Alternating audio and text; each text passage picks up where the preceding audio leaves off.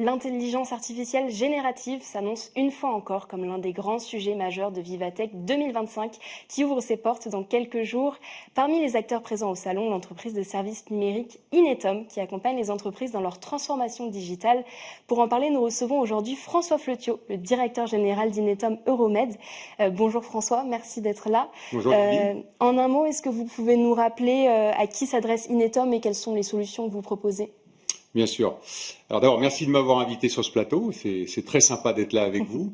Alors Inetom, c'est un des leaders européens dans le digital.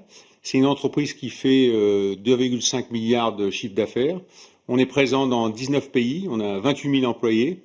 Et sur le territoire français, on fait plus de 40% de notre chiffre d'affaires. On a 8 500 employés qui travaillent avec nos clients.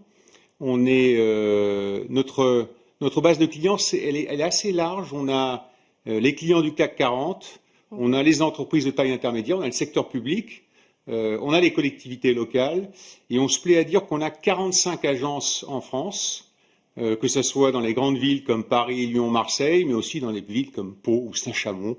Et donc voilà pour présenter Inetom en un mot. Ok, donc vous, en fait, le groupe Inetom est réparti en 3 régions. Ouais. Vous êtes à la tête de la division Euromed, du coup, donc depuis 2025, c'est tout récent. Donc la région Euromed, ça comporte la France, le Luxembourg, la Belgique, le Maroc et la Tunisie, c'est ça ? Oui, c'est ça.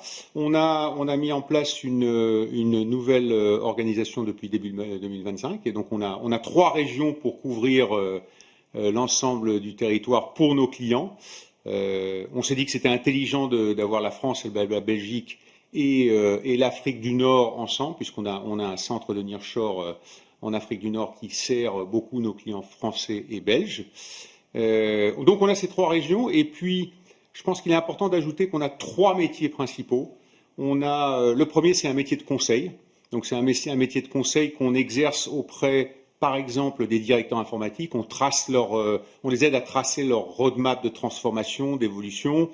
On fait aussi de l'acculturation à l'intelligence artificielle générative de plus en plus intensément depuis 12-18 mois.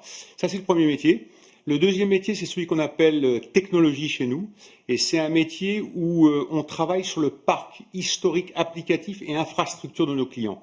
En fait, on le maintient, on le fait évoluer, on le modernise, on le transforme vers les belles technologies de cloud ou autres qu'on a aujourd'hui. Ça, c'est le deuxième métier. Et puis le troisième métier, c'est de mettre en œuvre les grands éditeurs de logiciels qui sont connus comme SAP, Salesforce, ServiceNow, voire même Microsoft, donc des éditeurs qui permettent aux entreprises soit d'être plus compétitives, soit de gagner des parts de marché. Et ça, c'est ce qu'on appelle solution chez nous. Donc voilà un peu après les 3 métiers qu'on a chez Inetom. Très clair, merci.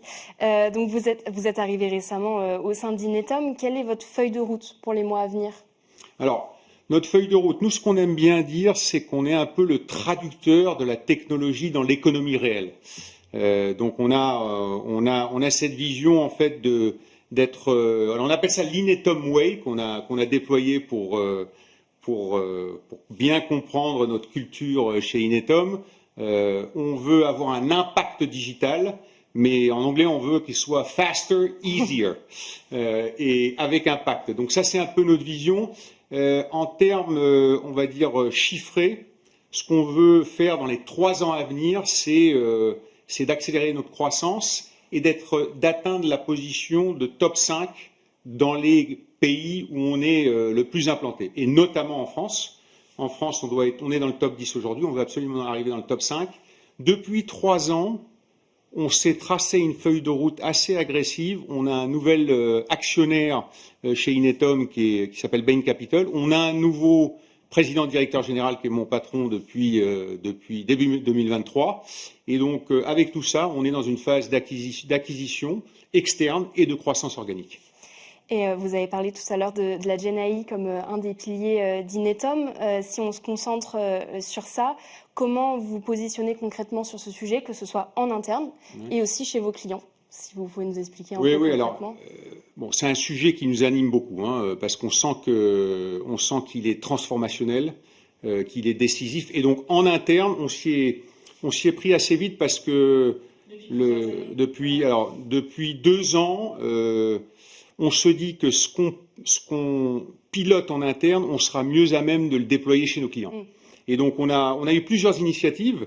Je peux en citer quelques-unes. La première qui est assez sympa, elle s'appelle Do You Speak Gen AI? Et en fait, c'est une formation qu'on a déployée depuis 18 mois à quasiment tous les 28 000 employés d'Inetum et qui est une formation, en gros, qu'on peut faire en 3 jours sur 3 modules d'acculturation à la Gen AI. Et ça va assez loin. Ça apprend à prompter, ça apprend les technologies, etc. La deuxième chose qu'on a fait et qui me paraît très important, c'est qu'on a mis en œuvre chez nous ce qu'on appelle un Gen AI Playground. Donc, c'est un environnement sécurisé sur OpenAI dans Azure, donc une instance privée où eh bien, chacun des collaborateurs peut utiliser 7 LLM qui sont mis à leur disposition pour tester, pour mettre en place les cas d'usage qu'on s'est choisis, etc. Et la troisième chose, et vous me dites si je suis trop long, mais la troisième chose, c'est qu'on a mis en place des cas d'usage intéressants en interne. Et il y en a 3. Il y en a une chez les commerciaux, il y en a une dans la partie développement applicatif pour nos clients, et il y en a une sur la partie RH. Sur les commerciaux, on utilise l'outil Salesforce qu'on propose à nos clients. Et là, on déploie dans les 2-3 ans à venir des cas d'usage avec l'agent Salesforce où on propose à nos commerciaux d'accélérer leur suivi de réunion, leur compte-rendu de réunion. On leur propose d'utiliser l'agent pour produire des argumentaires de vente plus pertinents de manière automatisée. Sur la deuxième partie, c'est la partie code, c'est un peu plus je dirais, répandu. On utilise GitHub Copilot, où là on essaye d'avoir des gains d'efficacité. Alors il ne faut pas qu'on dise trop fort parce qu'ensuite les clients nous demandent ensuite de les restituer, mais on parle de 20 à 30% quand même de gains d'efficacité dans notre capacité de coding, de testing, etc. Et puis sur la partie RH, là c'est assez sensationnel parce que on a notamment dans le recrutement, on a pris un panel de 75 recruteurs chez nous, on les a fait réfléchir, ils ont pondu des cas d'usage, utiliser la Gen AI pour faire des posts LinkedIn, utiliser la Gen AI pour faire des descriptions de postes, et on a vu 30% de plus de collaborateurs répondre à nos appels quand on a mesuré un peu l'impact. Ça, c'est du coup en interne. Si maintenant on se place pour vos clients, donc vous avez dit que vous étiez déployé sur tout le territoire.